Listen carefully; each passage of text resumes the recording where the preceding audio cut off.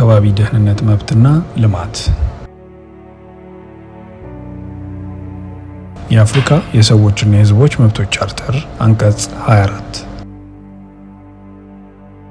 ሁሉም ሕዝብ ለእድገቱ አመቺ የሆነ አጠቃላይ ተስማሚነት ያለው አካባቢ የማግኘት መብት አለው።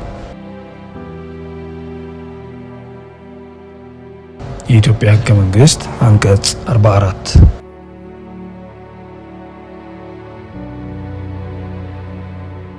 ሁሉም ሰዎች ንጹህና ጤናማ የሆነ አካባቢ የመኖር መብት አላቸው።